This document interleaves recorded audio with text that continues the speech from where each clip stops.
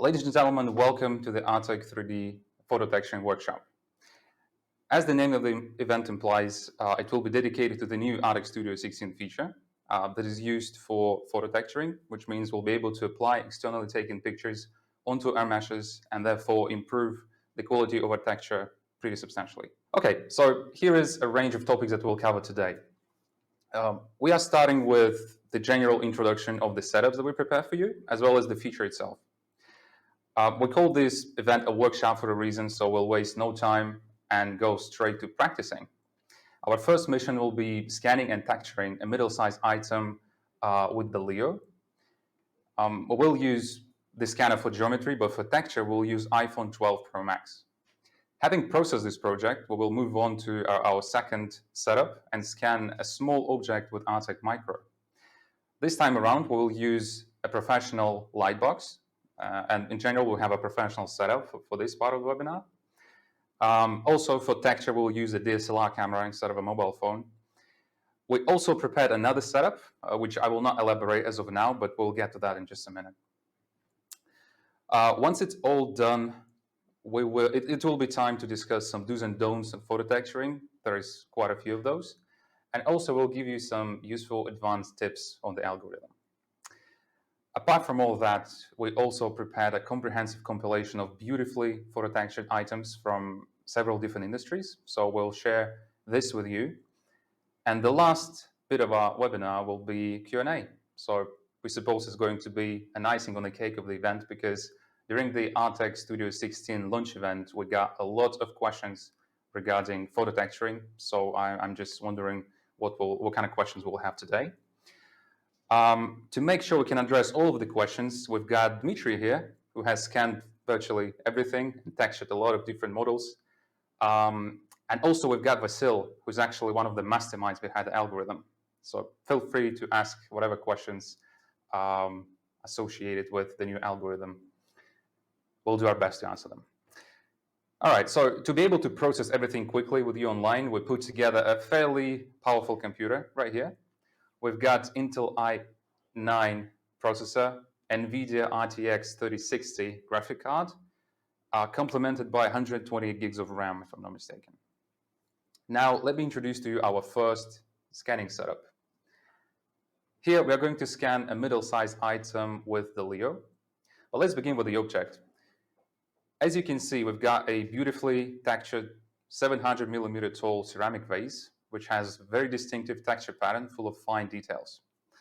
The surface of the vase, I'm not sure if you can see it from that far, but the surface is fairly shiny and geometry is very much repetitive, which poses an additional challenge when scanning the item. Our goal for this project is to quickly scan it for geometry, then grab a smartphone to capture and preserve its texture features, and then import all the raw data into Artec Studio to go through every step of processing together with you online. When it comes to the scanner, Leo was a pretty obvious choice for us. As you probably know, currently in our product line, we've got 6 scanners. We've got Artec Micro, that is a high-precision stationary scanner. We also got Artec Ray, that is our long-range laser scanner. Neither of these would be suitable for the job due to the size of the item, obviously, for the most part. We also did not consider our third scanner, Artec Space Spider, either, mainly because, well, it's got great resolution, right? So technically it would be a good choice. But this object right here, since it hasn't got that many fine geometrical details, it wouldn't really allow us to unleash the full potential of the scanner. So that's why we did not really consider it. Artec Eva, which is our fourth product, it could be a good choice as well. It's got large field of view, which means we could scan the whole thing fairly quickly. And actually, that would be our second choice. Eva Lite, which is a simplified version of Eva, this scanner could not be used for the project because it's got all the texture-related functionality turned off. But if we update it to the full version, then yeah, we could use it for the job. And finally, Artec Leo. A perfect scanner for the job. It's got massive field of view. It's got HD mode, which would help us to reconstruct shiny stuff. And yeah, it's very mobile. It's got no wires, so nothing would be wrapping around the item as we scan it. This is why we selected. Okay, now let's move on to the second area. And like I said before, we've got our precision front runner Artec Micro here. We will certainly need all that high accuracy and resolution because our object today is quite something else. It is a tiny Warhammer figurine with complex geometry, lots of ridiculously small elements, and vibrant texture. So yeah, let's see if we can capture all that vibrancy and transfer it onto a highly detailed fusion of micro. To facilitate that, we equipped this scanning setup with a professional digital camera, as well as a professional light box, or as they also called, photography studio tents. This studio tent is used for surrounding your object with light from two LED strips with diffusers, and eventually enable smooth illumination across the whole part.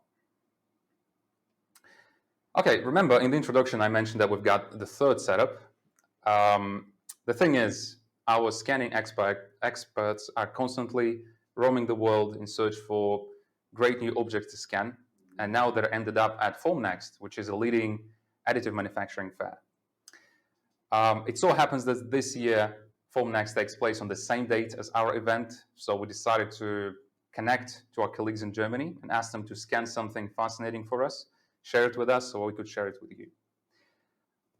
Let's see what they got.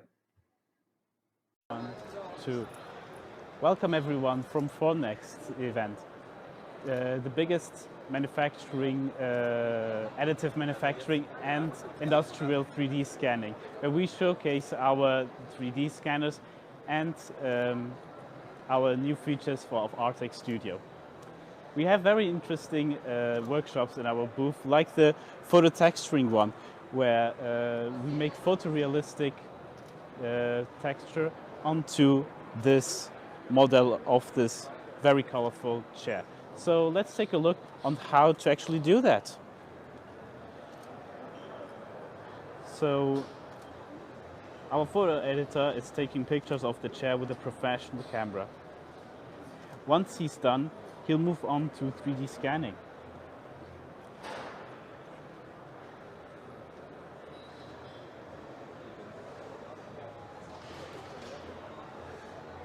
Photos taken with the camera will be uploaded into Artec Studio and then mapped onto the 3D mesh captured with Artec Leo.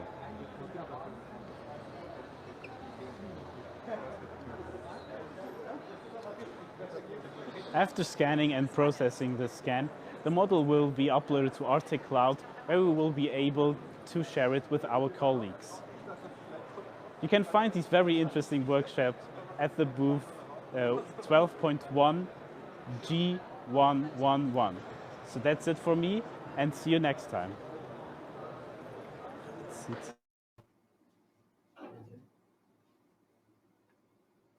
Yeah, just like my colleagues mentioned, the project that they put together will be uploaded onto the Artec Cloud, shared with us, so I could share it with you. Okay, let's move on to the second section. If you ever scan anything with an Artec scanner, or maybe you check the models on a website, then you probably know that we can apply colors that our texture cameras capture to the meshes that we create. The quality of that texture is great, right? And it's good enough for the vast majority of the applications. That quality depends on the selection of the scanner, on the scanning distance, on the lighting conditions, and probably on the general scanning routine. Again, just like I said, for the majority of applications, the quality is more than enough, but in some industries, people strive for photorealistic texture, for incredible texture. I'm primarily talking about heritage preservation, CGI, science and education, product design, demonstration, and probably forensics as well. Professionals from these domains used to have two options, basically. The first and the most obvious option was photogrammetry. You might have heard about this technology because yeah, it's been around for quite a while. And it might sound like a pretty straightforward workflow to execute. Just snap a few pictures, process it through a photogrammetry software, and you get a textured mesh as a result. But when you start doing that, you face multiple limitations. Some use cases may require multiple cameras being assembled into a rig, which is both pricey and inconvenient. But the biggest limitation, arguably, has to do with resolution.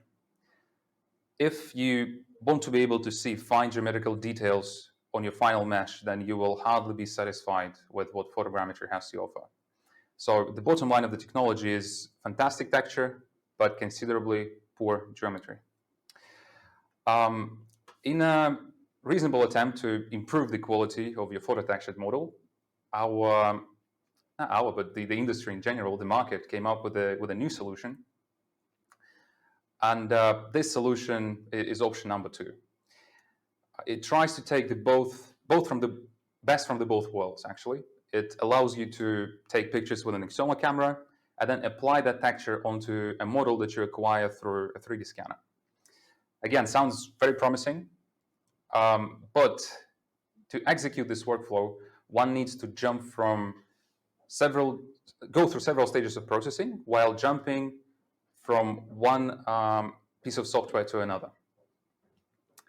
Not to mention that first you need to figure out how to use all that software, which is not an intuitive process by any means. The new photo texturing algorithm that we released is supposed to bridge that gap between highly detailed meshes that our scanners are capable of generating and fantastic photorealistic texture by allowing you to wrap these pictures around your model without leaving the Artec Studio environment. To facilitate that, we added a new type of elements that is supported by Artec Studio, which is pictures. So now we can import pictures. And also, we had to add another registration algorithm, photo registration. We will elaborate on all of the steps of processing when working on our first project. But before we embark on our first scanning endeavor, let me quickly outline the main scanning principles. The majority of people watching, I believe, are experienced 3D scanning professionals, but we're also joined by a number of people that are fairly new to the industry. So I'd like to give them a little bit more context of what's going to be happening next.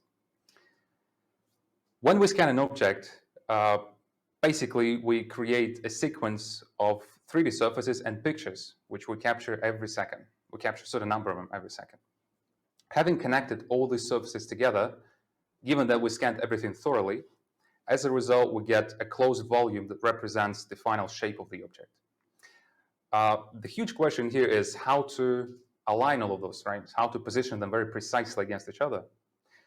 Some of the companies, the 3D scanning equipment producers, rely on external trackers to track the position of the scanner and use the coordinates for alignment. Others utilize targets. You might have seen the small circular things which are put either around the item or stuck to the item itself. Artec, in turn, employs a so-called hybrid tracking technology that utilizes inconsistencies of the object's shape and color for tracking and alignment.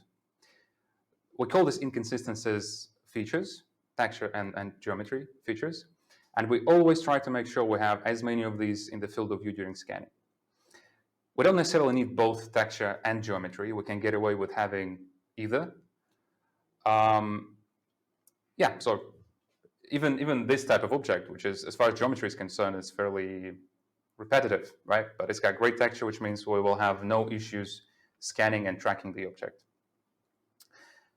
The speed of data capturing of frames per second ratio and the size of the 3D surfaces that we acquire, that is controlled by the field of view of the scanner, they differ from scanner to scanner. We take these parameters into account when choosing the right scanner for the job and selecting the proper scanning speed. Okay, I believe this should be enough for the introduction. We will establish the rest of the important scanning principles as we begin working on our first project, which will happen just about now, actually. Let's switch to the second camera, where Dmitry is ready to scan the ceramic vase with the Leo.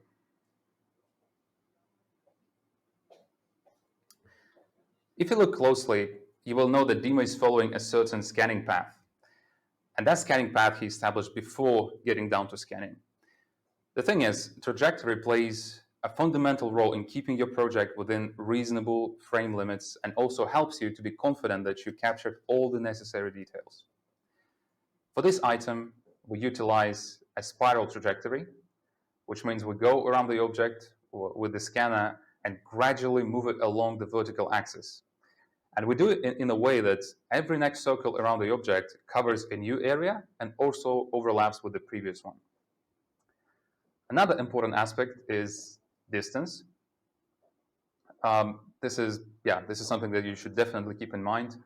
Both in Artec Studio and on the Leo screen, we can control distance through the use of the distance color map feature. The rule of the thumb here is, by default, we want to be in the green zone, somewhere close to the middle of the depth of field. If we aim to capture the finest details, we should consider scanning closer to the nearest border of the field of view. When we are done scanning, there are multiple different ways that we can go if we need to import data to a computer. So generally, we have 4 options. The first one is establishing direct Wi-Fi connection between the scanner and the computer. The second option is to place both devices into the same Wi-Fi network and send the files like that. Option number 3 is to use an SD card, memory card that is inserted into the Leo. And the last option, which we will use right now actually, is sending your files via the Ethernet cable. This is the quickest method, so we'll use it right now. Oh, by the way, technically there is another new method of data transporting, which is uploading it onto the Artec cloud and then downloading it on your computer. For this particular project, we won't use it for an obvious reason. However, for the setup in Germany that we just showed you, we'll do exactly that. Our colleagues will upload the data onto the Artec Studio, and I'll show it to you right here. I won't download it though. I'll use the Artec cloud to showcase the results. Okay, while Dima is doing all the import of the project, let's begin planning our next steps. Now we have acquired the geometry of the object, so it's time to establish some texturing rules and then to take some pictures. But before grabbing the camera, let's establish the basic rules of photographing for photo texturing. First and foremost, make sure the object has prominent texture features. The algorithm, as of now, doesn't rely on geometry, so that means that we need to have a very good texture on the item. If it's not the case and the texture is very poor, and for large objects with like large monochromatic areas, please consider adding additional features on the background to highlight the texture. Light obviously plays a great role here. When we use the algorithm, please provide adequate lighting. It is recommended to use external studio lighting like softboxes and not to use flash. Just like with photography in general, the better the lighting conditions are, the more you can expect from the algorithm, from photo texturing. And by the way, that doesn't necessarily mean that we cannot get impressive results without having a ton of professional equipment. Distance. The next very important aspect is distance. So when it comes to positioning and distance, the object must be at the center of the picture and occupy the most space. For proper registration, all photos must be of the same focal length and resolution, which means that focal length, exposure, and aperture need to be adjusted and fixed before you start taking pictures. Also, try not to rotate the camera. Instead, select either portrait or what's that second thing? Landscape mode. Yeah, choose either portrait or landscape modes, and use that mode for the entire photo session. Okay, now let's begin taking pictures of the vase and point out some more important aspects. Overlap. When moving the camera, we should establish a significant overlap between the shots. A 70% overlap is something you should aim for. To make sure we have enough info for registration, each element of the object should be photographed at least 3 times. Please avoid taking pictures of any additional object that can disturb the texture. And basically just take the pictures of the object that you're scanning and nothing else. Format. Although Artec Studio supports multiple different formats, it is recommended to convert your photos to JPEG format and that way preserve their EXIF information. You don't necessarily need to convert every other format into JPEG, but some of the formats, like the native iPhone RAW pictures format, cannot be imported as is, so we need to convert it, and for that conversion, please consider using the JPEG format. Correction. So when it comes to correction of your pictures, you can actually do that. You can correct color or white balance, and you can do that in the third-party software during post-processing. If you review your pictures and think they could use some improvement, feel free to modify them, but it is advisable to process all of the photos in the same manner. So please don't select just a couple of pictures, apply some filters, and leave the rest of the frames original. If you do apply some modifications, apply it to the entire photo shoot. And also, please avoid any geometrical transformations, resizing, and distortion corrections. Okay, moving on to the next point, which is white balance. When you move around the item, you might notice that some parts of the object look darker or brighter than on the other shots. And here you might be tempted to adjust white balance to your camera. And generally, we cannot recommend that. However, we had projects where we actually did it. It made texture look a bit better, and we sort of got away with it without getting any additional artifacts.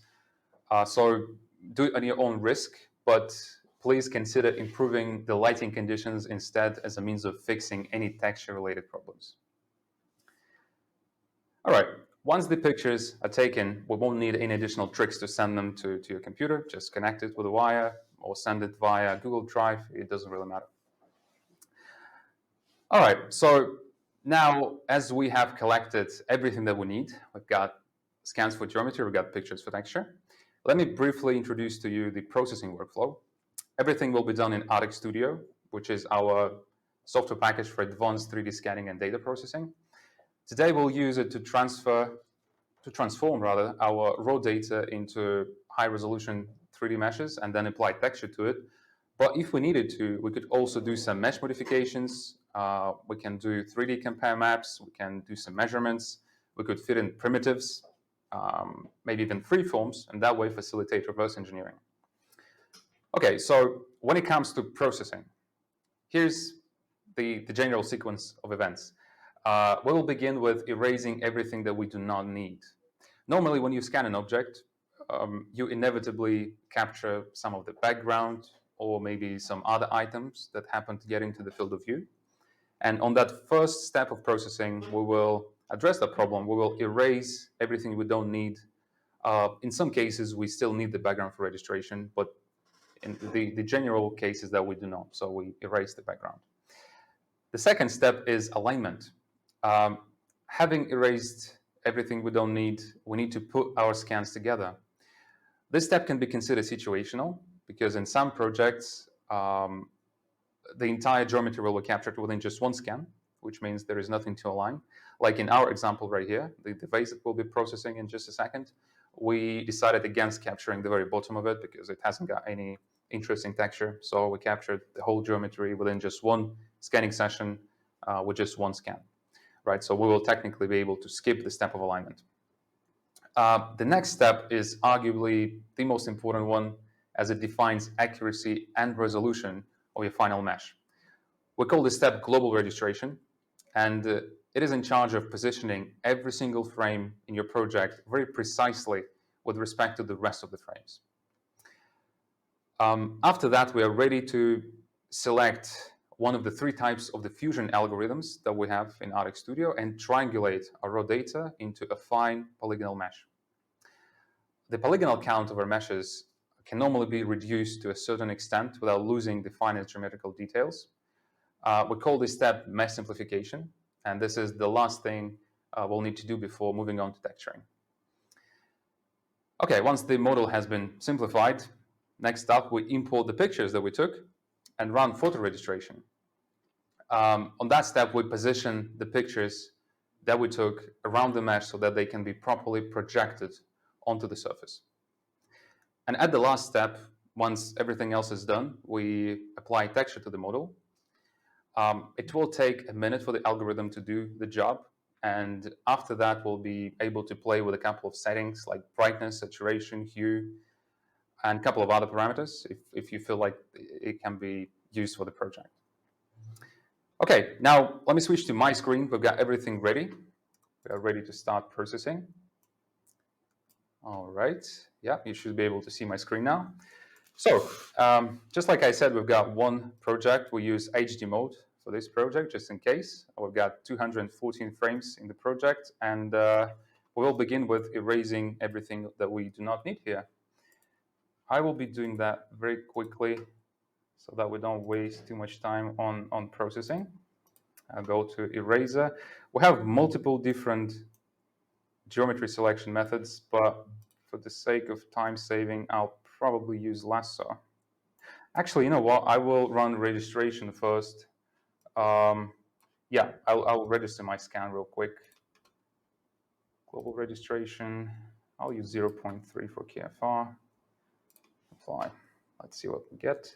A little bit easier to erase the background once all of the frames have been aligned precisely. Okay, it might take just a moment for the registration to complete. I use the KFR setting of 0.3, which is slightly above the default level, but it's not going to be a problem. I don't think it should take long because the computer is fairly powerful. So once I've done that, we will have all of our frames within the project perfectly aligned against each other. And I think later during processing, we'll be able to skip the global registration stage because we've already done that.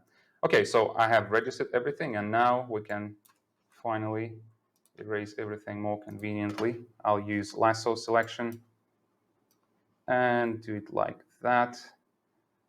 I know I've also selected some bits and pieces of the object itself, but for the sake of the demo, it doesn't really matter. Okay, so that is the object. As you probably remember, the next step is technically alignment, but there is nothing to align. We've only got one scan. And once alignment is done, or since we skip that step, we're ready to do global registration, which we have already done anyway. So now we can fuse our model. So we go to settings, tools pardon, sharp fusion, and yeah, we'll use 0.5 for resolution. This is an HD scan. If you check the error, it is 0.3, which means we can get away with the resolution of 0.5. For the standard definition scans, we would almost never go as high for a resolution. We'll probably stop at 0.8, maybe even 1. But for the HD, we can go as high as 0.3, and in some cases even 0.2. If the point density is high enough, then we can get away with this kind of resolution. But in this case, 0.5, I think it should be great. Again, might take a minute for the algorithm to complete. I expect to have from 5 to 8 million of polygons for object of this size and the resolution of 0.5. So let's see what Fusion has to offer. When the Fusion will be, when we'll have the Fusion, we'll be ready to simplify the mesh. And the reason why we actually want to do that, it's not only because it will be easier to work with the mesh, but also texturing. Texturing will take less time if we reduce the polygon count of the mesh. All right. And by the way, for this project, I used Sharp Fusion, which we normally use as default, right? This is our default option, but we could also use Fast Fusion or Smooth Fusion. For this type of items, we could get away with using Smooth Fusion, I think, because there are no sharp edges to outline.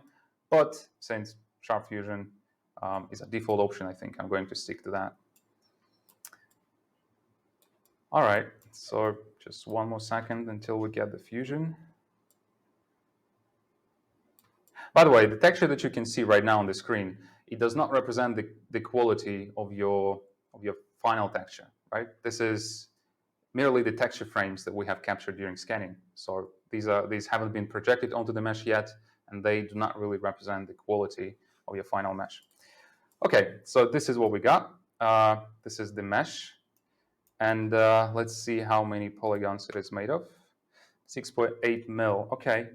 Let's simplify it to 800,000.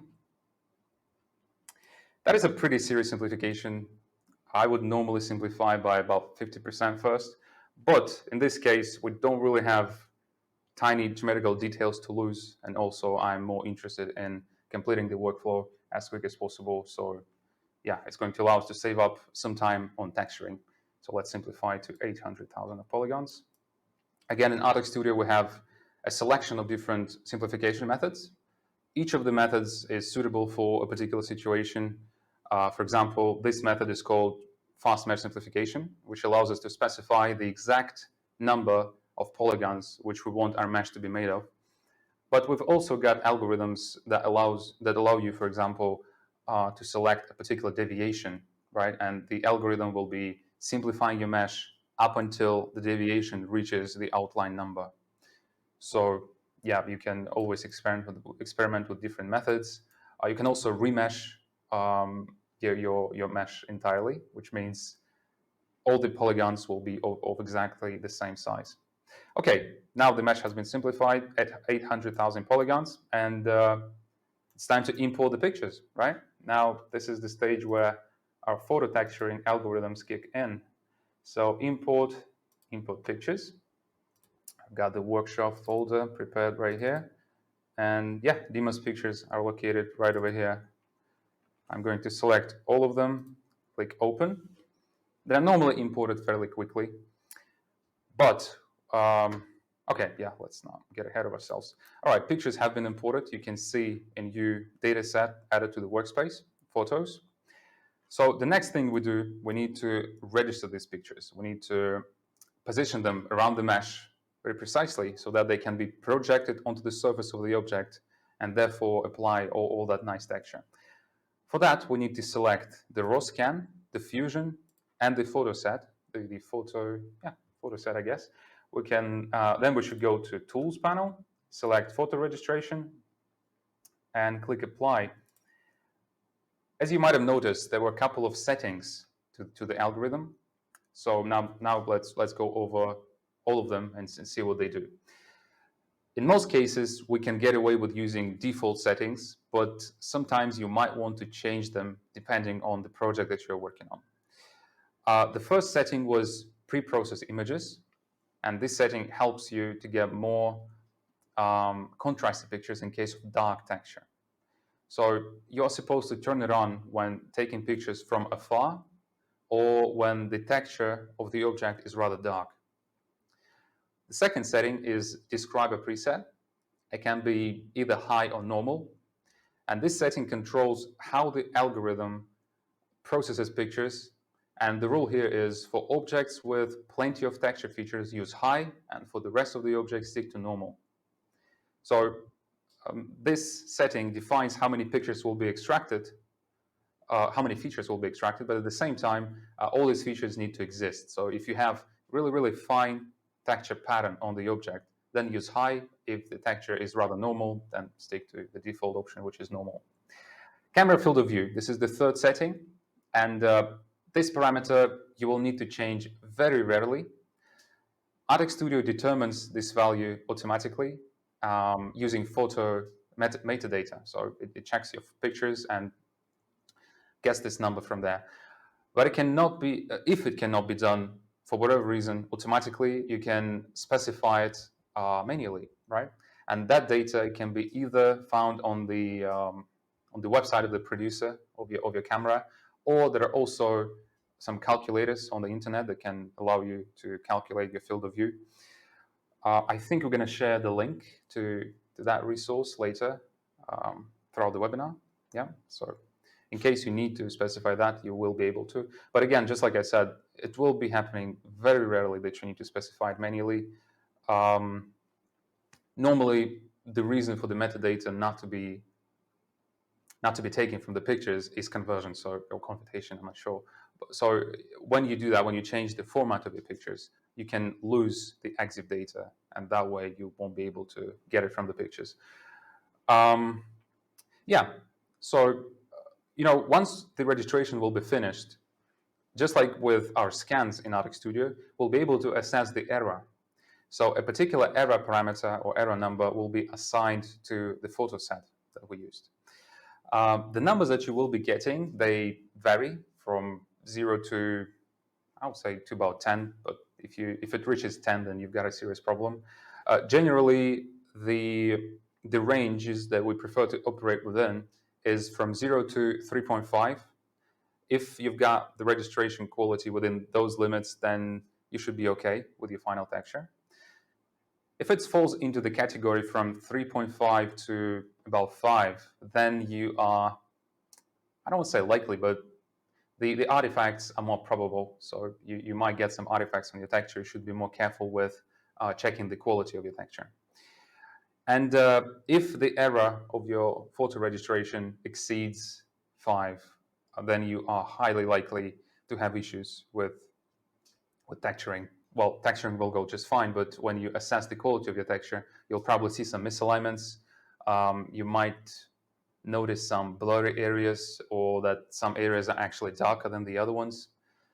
If that happens, your best bet is to take some extra pictures, re-import the entire batch of pictures, so the new ones with the ones that you took previously, and and run another photo registration. That's what you do. Okay, photo registration is finished, and as you can see, our error parameter is 2.3, which is more than acceptable, which means we are ready to apply the texture. Okay, let's go to the texture tab. The important thing here is that we need to, for select texture source, we need to select the photos only. We don't select the texture of the original scans, right? Okay, export, in paint missing texture, 16K, that should be all right. Okay. Again, texturing will take a moment here. First, we need to map all the pictures, then to project them onto the mesh. Once it's all done, I think I will not use any corrections, although I could, because I want to compare what we get here against the original Leo's texture. And I've already got it, so I'll just import it into the Artec Studio, and we'll be able to compare these two textures against each other. Just like you will see in about a minute, Leo's texture isn't half bad. So technically, if you don't see photo texture, I don't think you will think that there is anything wrong with the texture from Leo. But once you've checked what the photo texturing has to offer, then yeah, everything else looks kind of inferior to that. So when we were capturing this object with the Leo, all the shots were taken from approximately the 500 millimeters distance, right, including the texture pictures. And that probably explains the difference in the texture quality pretty well. Because when we were taking the photos of the object with a smartphone, we were at about 200 millimeters, I would say, from the object. So we captured all these fine details of the item, and we should be able to see it now on the final texture. You know, there's a very interesting trick which we'll talk about a bit later, but I'd like to mention that if you are dissatisfied with your texture, if you applied your pictures to your model and you can still see some blurry areas, or maybe you are dissatisfied with artifacts, you can always take some extra pics, and you can take them from a closer distance, and that way you can locally prove the quality of your final texture. We'll go, we'll elaborate on that a bit later, but now I just want to let you know that if you're dissatisfied with the texture, there are different ways of fixing that. Okay, so now we are on the texture mapping stage. I selected a pretty high output texture size, which is 16K by 16K. For object of this size, I think we could use 8K by 8K without seeing any difference really, but okay, since we are particularly interested in the texture of the item, let's check the highest resolution. That resolution defines how well we'll be able to see all the fine and tiny elements on the final model, texture elements specifically, obviously, yeah, because it doesn't control geometry. We can also check the settings that I used. I used export mode, which is the default mode for texturing. And also I have in paint missing texture setting turned on, which means if there are any areas which we kind of missed or skipped with a texture camera, this area will be filled with the texture from the surrounding areas. So this algorithm evaluates the texture and evaluates the texture from the surrounding areas and kind of fills all the void with something that looks like the surrounding area. For this model, I don't think we'll have any of these areas at all, but just in case, let's select it. Again, I will touch on that a bit later, but here I made a point of us not selecting original scan for the source of texture together with the photo set. And that is because it normally brings no advantages, right? It's not particularly harmful either, so it will not mess up everything for you. But what you get as a result of that is normally just your regular Leo texture, no benefits from the pictures, and sometimes you might get some additional artifacts. So there is virtually no use for combining your scanner's texture with the texture from your pictures. Well, arguably the only benefit could be that if you missed a large area with a camera, then it will most definitely be covered on your original scans.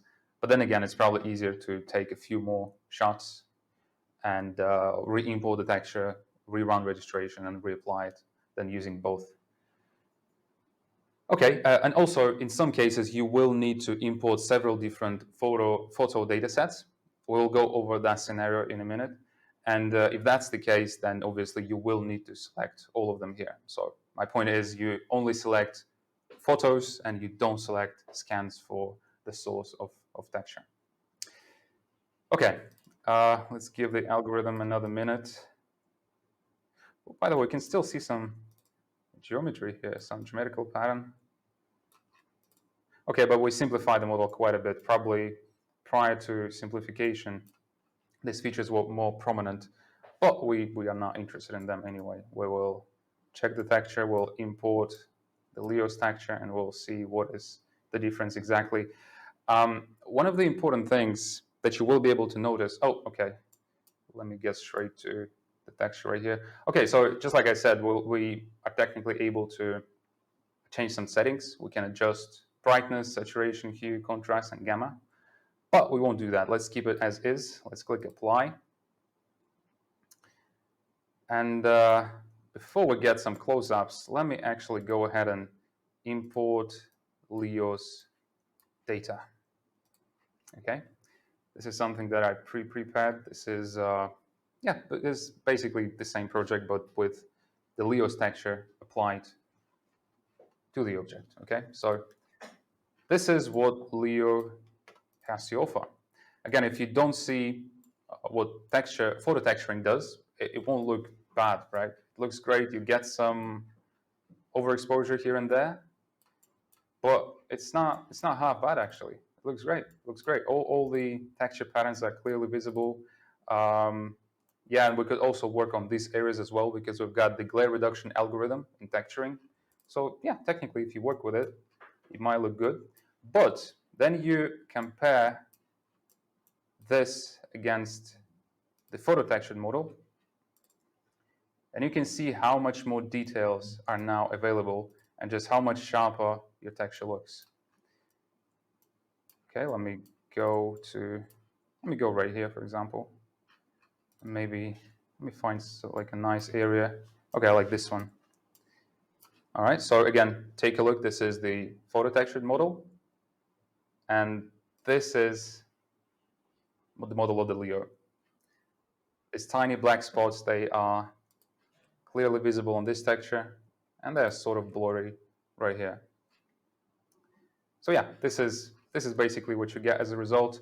For this particular item, I would probably adjust brightness a tiny bit. So you can always do that. You just right-click on your mesh, go to Adjust Texture, and decrease brightness. Apply. Okay, now it looks even more authentic. Yep. Okay, so this finalizes the project number 1. And this is what the photo texturing algorithm has to offer in that example. By the way, to texture that model, I think we acquired about 38 pictures, about 40 pictures, so not that many. And meanwhile, we already begun taking pictures over a second object in the lightbox. This time around, we started with taking pictures, and then we will move on to scanning. As you watch Dima going through the workflow again, I'd like to bring your attention to an extremely important part of the photo texturing pipeline, that is the background. The thing is, unless your object has plenty of sharp, distinctive texture features, you might want to use a texture-rich background. The problem here is that until you run photo registration and check its results, you don't really know if the features of your object are that great, which brings me to arguably the best piece of advice that I could potentially give you when it comes to the photo texturing algorithm. It is always put the item that you're scanning and photographing on something that has good texture. It can be anything from the morning newspaper to the Artec turntable. Please remember that printed text makes great texture features. The second essential point that I would like to make is that rotating tables should be used with caution. Unless you're using a light box like the one that we've got here, or surface behind the object is absolutely monochrome, you should be very careful with rotating tables.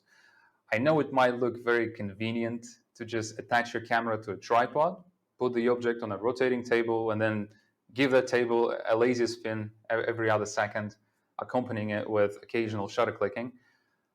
But the issue here is that the background moves together with the object, which might pose extra challenges when it comes to the reconstruction of the camera position. So although all that data is outside of the depth of field of your camera, it may still tamper with the work of the algorithm. So with that said, your best bet is to put the item on some sort of a stand, which has nice background. Make sure you've got enough room around it, and then just walk around the item, around the stand with the scanner and the camera instead of rotating the object, right? So we rotate around the object instead of rotating the object itself. Things get a bit more interesting when we need to reposition the item and capture it from several different angles. We haven't mentioned that sort of scenario yet, and we didn't utilize it on our first model right here. So we discuss that a bit later, okay? We'll get back to that, and in one of the further sections of the webinar, we will talk about this sort of scenario. All right, with this project, just like with the previous one, once all the data is captured, we'll go through the exact same number of steps of processing, right? We'll erase unnecessary surfaces from the scans. We'll align our raw scans. We will position the frames very precisely against each other using global registration. Then we will fuse our data. We might need to filter out some noise afterwards, but not necessarily. After that, we'll simplify the mesh, import pictures and run photo registration, and finally apply texture to your model. For this project right here, for the sake of time saving, let's do a bit of a time leap and check the end result of the post-processing. So again, let's get back to my screen now. All right, here we go. So these are the 3 scans that we captured initially. So it was just enough to capture the entire geometry of the item and to create a highly detailed fusion. When the scans were aligned, all the unnecessary details were erased and everything were registered together, we got this, right? So this is what that was the input for the fusion algorithm. Okay, and finally, when we fused it, when we run texture registration, when we apply texture, we got this. So this texture is what Micro has to offer, right? This texture, this is the texture from the original camera of the device. Again, it's pretty vibrant. You can still see all the details, all the small artifacts. It isn't half bad by any means. But then again, when you turn on the photo texturing, then you start noticing the difference. I think the biggest difference for this project is in the colors, right? So photo camera captures the original colors of the object, and we're capable of getting these exact tones, these exact colors on the final model. And also the resolution, the texture resolution is higher on the model on the right, which represents photo texturing. Let me show you another look. So again, model on the left, photo texturing, model on the right, micro. If you check the model itself closely, you will see that the model on the left represents the original colors of the model, while model on the right looks not as authentic. Okay. So again, let's have a few close-up shots. I'd like to remind you that this figurine is only about 50 millimeters high, so it's a fairly small item. All the geometrical details are here, and all the texture is here as well. Okay, so that is our second item. And now, as I'm sharing my screen, let us get back to the project that my colleagues from Germany shared with us. Remember that armchair that they were photographing and scanning? So that is the armchair. Okay, let's give it a second for the texture to load up. Now we can check the geometry. Again, we were capturing with the Leo, so obviously there can be no issues with geometry whatsoever. If you don't know, right now we're using Artec Cloud, which is our new feature. And this is the final textured model. Okay, so we used Canon 7D for taking those pictures. Yeah, you can see the colors are really nice, and if we turn off the lighting, can actually improve it a little bit. Again, that's getting a bit ahead of myself. It's one of the tips that I will mention a bit later.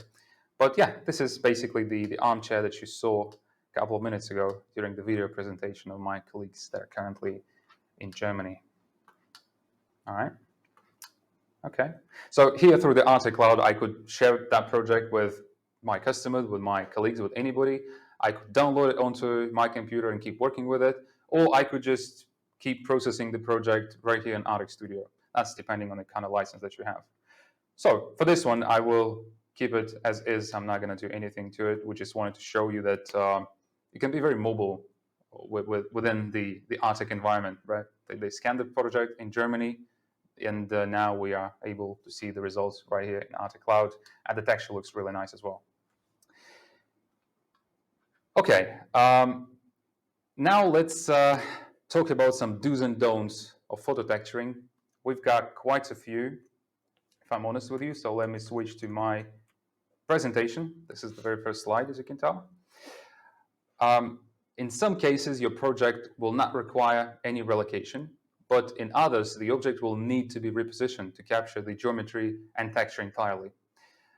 This type of scenario brings in one very important change to your processing workflow. This change has to do with the features of the background and the fact that when we reposition the object, the photo texturing algorithm may rely on the features of the background instead of the features of the item itself, and therefore spoil your final texture.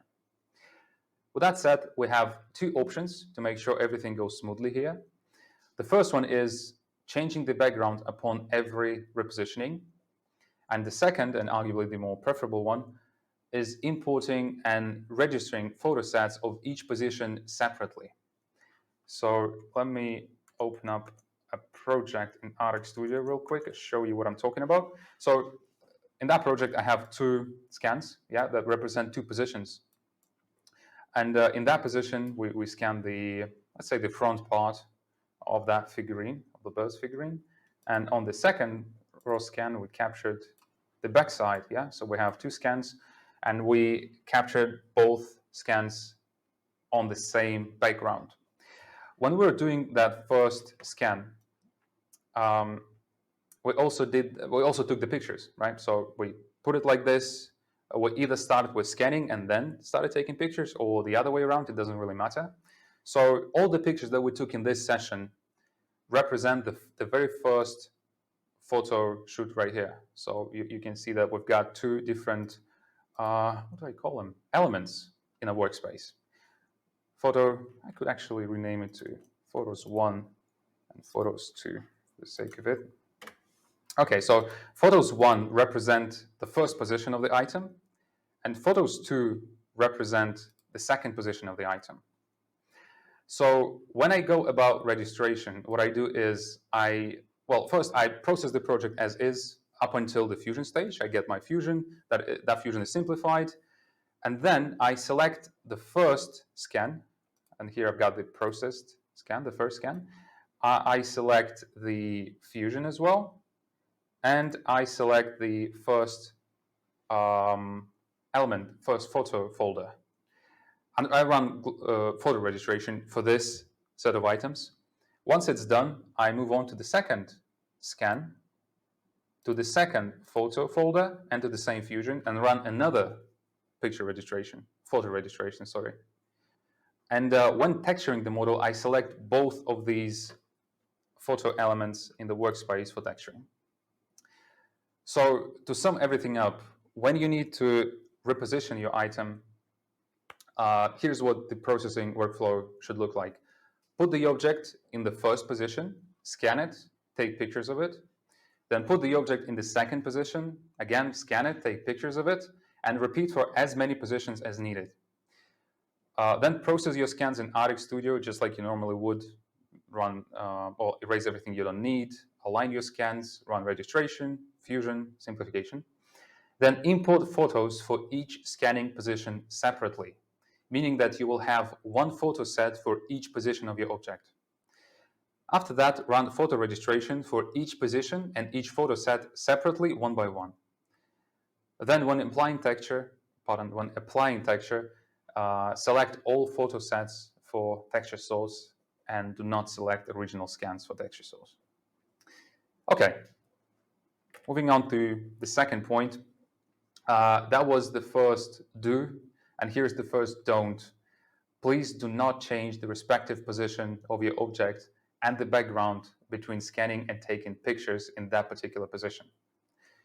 We want the object to be scanned and photographed in the exact same state within one scanning session.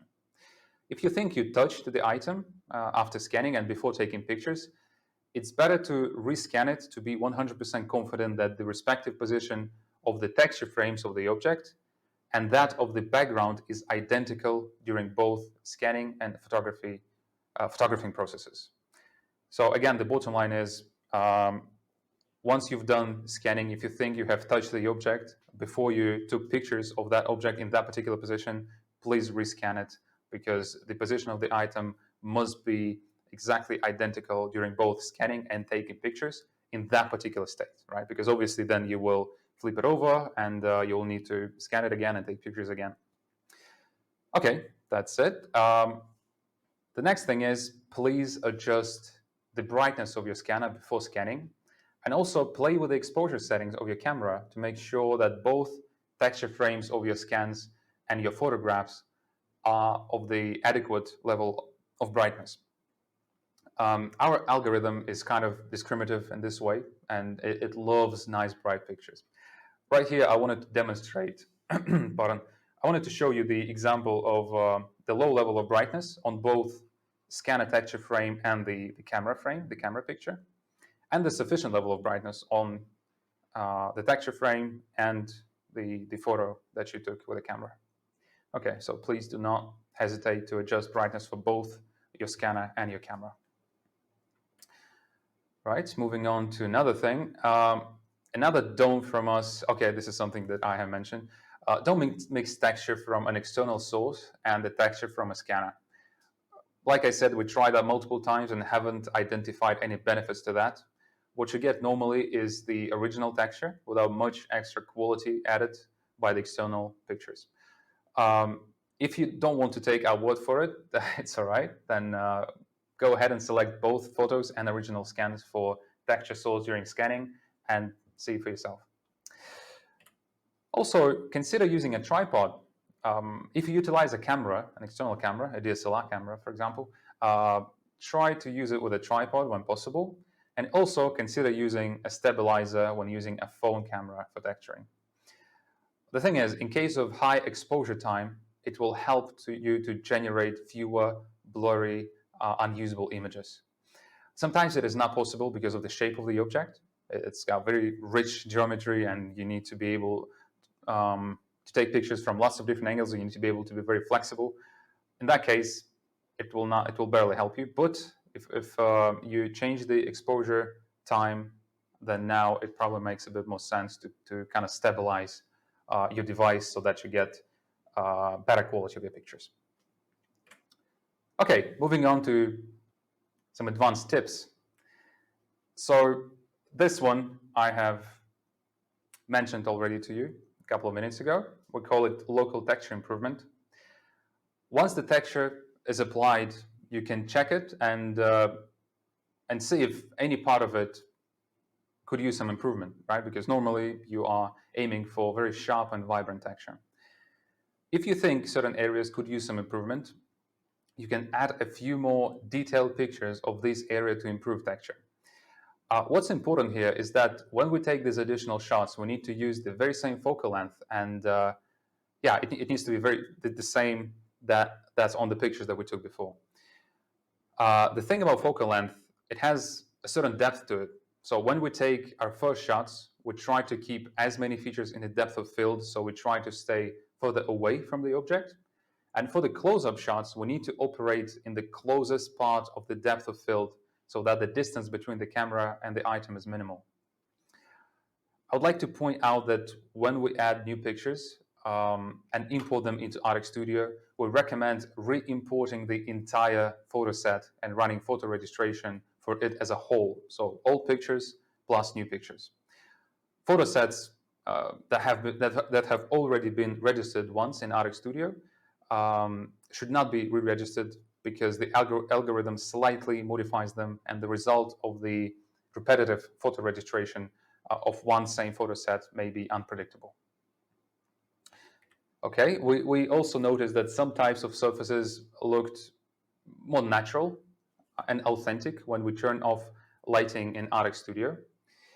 So before you make your final judgment about the quality of your photo texture, try to turn off the lighting by pressing L on the keyboard. I will show you an example of that in a second.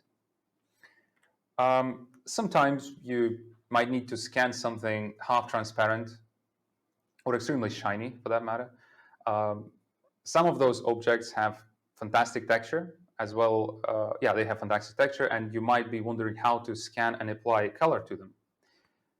As you know, scanning of transparent objects requires using some sort of dulling spray or talc powder. But if we cover the item with even a thin layer of powder, how do we capture the texture? There's a pretty simple workaround that works both for regular scanning and the photo texturing workflow. Let me quickly introduce to you that workflow in the context of applying externally taken pictures to a half translucent object that you can see on the screen right now. I call it a gem, but I'm not sure what the original name of this stone is. The core of our strategy here is to create separate scans for texture and geometry. Let's consider the situation when we don't need to reposition the object. So we'll only capture this side of it as the one that we see right now on the screen. The workflow starts with us putting the item on a texture-rich background and taking all the texture shots that we need. Then we have all those pictures, and now we will scan the object without applying any spray to it, which can be quite challenging given that we won't be able to use the majority of the surface for tracking. Our goal here is to maintain tracking at all costs and collect the texture information. Background as well as non-transparent parts of the item should be of great help here. Once this is done, we apply matting spray and scan the item the way we normally would. As you might have guessed, we will use this last scan for creating a fusion, and the first scan, or its texture frames in particular, as a bridge between photographs and the mesh. Okay. The processing workflow is fairly simple. First, we align and register our two scans. That's actually the trickiest part of the whole technique. When doing our first non-sprayed scan, we need to gather enough information about this scene so that this scan can be successfully registered with the sprayed one. If this checkbox is checked, the rest will fall into place very easily. So as we have connected the scans, we use the sprayed one for creating a fusion. Having done that, it's time to run photo registration with a pack of imported pictures. Yeah, no, the pack of imported pictures, fusion, and the first scan. Remember? The first one, the non-textured one. During texturing, we should exclude both scans from the texture source and only use the imported pictures. Okay, so that is basically the technique. We capture the object's texture first. We do not spray it. Then we take pictures of it. Then we apply spray. We scan it for geometry. We use that geometry scan for fusion, right? We get fusion from it.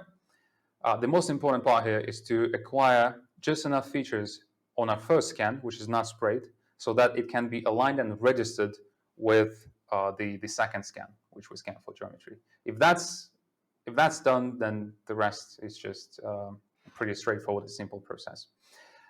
Let me actually segue into the next section of the event by showing you the result of this particular project. Okay, this one right here is the model that represents the texture of the space spider. Looks pretty interesting, a little bit of overexposure down there. The top part looks rather dark, but again, it's better than nothing. It's better than plain white, is what you get when you spray the item and then you scan it and apply that texture. But let me bring the photo texturing into the picture right here. So this is what we managed to acquire through the use of photo texturing. Again, as you can tell, it looks way more authentic than what the space spider has to offer. For this project, we applied 60 pictures onto that small item. These pictures were taken with a DSLR camera. So let me change the angle a couple of times so that you can see all the details. Okay. Right. Yeah, and if you look closely, you can see that all the overexposure is gone, and now we can actually see through it. And there is a lot of geometry and a lot of really nice fine texture behind all the overexposure. And the top part is just incredible, in my opinion. It looks great. Okay, the second thing that I'd like to show you is a fascinating painting. So this is what it looks like when scanned with EVA, when scanned and textured with EVA. Okay, so again, if that's the only model that you see, it looks really nice. You can see all the colors, they look amazing. The picture itself is absolutely gorgeous. It's a lovely picture. But then, let me select the photo texturing fusion and go to alignment menu so that I can jump from one to another. Okay, let me show you the general shot first. So this is the EVA texture, and this is the photo texturing texture. And I'd like to show you a few close-ups. So when I get closer to that photo textured picture, I can actually see every single stroke of the brush. All these fine texture details are now available. And again, if I switch back to the EVA's texture, it looks plain, rather plain, and not as bright, as vibrant. So this version represents the original colors of the painting, and you can actually, if you look closer, you can zoom in to an extent that you can see the small cracks on the paint, right? Yeah, and see check all these brush strokes, all the paint. Looks amazing. Let me show you a few more areas right here. For example, let's select this one. Again, this is the EVA, and this is photo texturing. And by the way, since we used EVA HD, some of these brushstrokes are also represented by geometry. So when I select my fusion and I go to geometry mode, you can see that we can actually see all that paint as geometry as well. So it's not a plain picture, it's actually a volumetric one, and which makes it even more fascinating, doesn't it?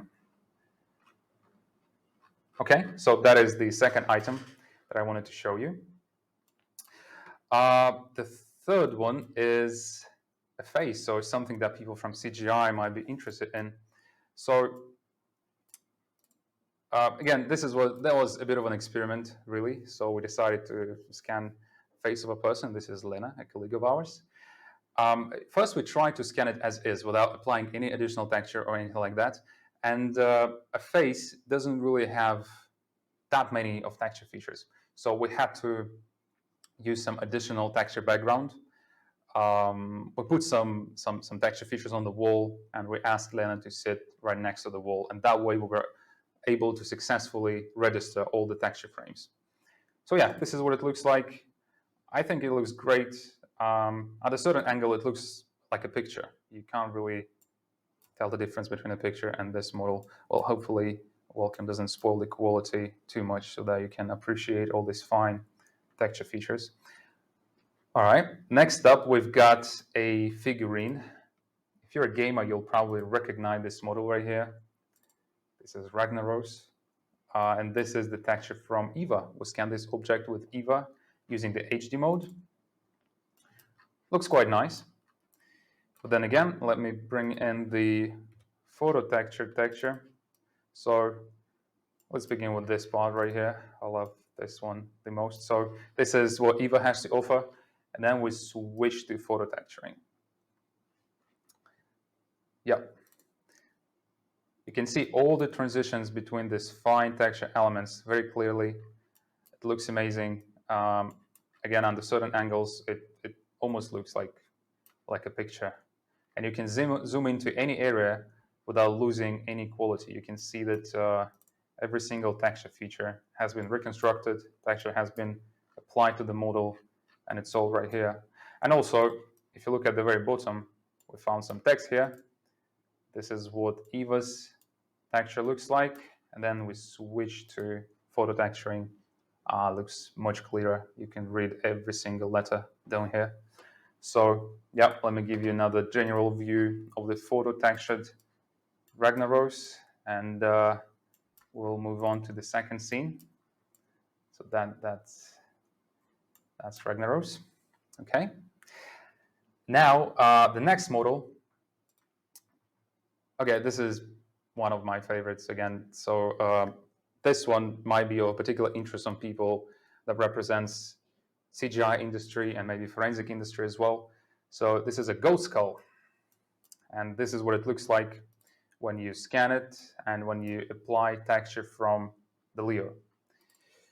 Again, doesn't look half bad. You can see all the texture elements. Geometry is great. The texture on the horns is amazing as well. So yeah, everything looks pretty good. But then you switch to the photo texture model. Boom. And now not only you can see all the tiny geometrical elements, you can also see every single crack on the skull. You can see every single dent or whatever that is. All the artifacts are now available. And also check out the horns. So this looks absolutely photorealistic. Okay, so this is what you can get on the skull. For this skull, we took 141 picture. And by the way, for the previous model, it was 158. And for Lena's face, it was 22. It was only 22 pictures. So for the skull, we took 141. We applied it. We scanned it with Leo using the HD mode again. Oh yeah, and I promised to show you the difference that lighting in Artec Studio makes. So for some of the models, you'll be able to get better results if you turn it off. So this is the model with the lighting turned off. Now, if I turn it on, it looks rather overexposed, so it doesn't look particularly impressive.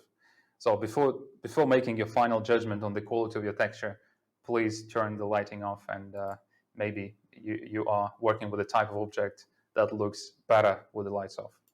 Again, let's take another second to appreciate all these nice fine details of this object right here. I'd like to mention that for this project, we used the light box that you saw a couple of minutes ago. Yeah, we used a DSLR camera and the light box. So this is why this texture looks so impressive. Right, so next up, we've got something truly special. This is a crime scene, all right? So for this one, I do not have the Leo's texture. So everything that we see right now is photo texturing. This is an alleged crime scene, and you can see all these spills around the knife. You can see them very clearly. You can also zoom in and check the size of the bolster of the knife. You can see it, yeah, pretty well. All the details, looks great.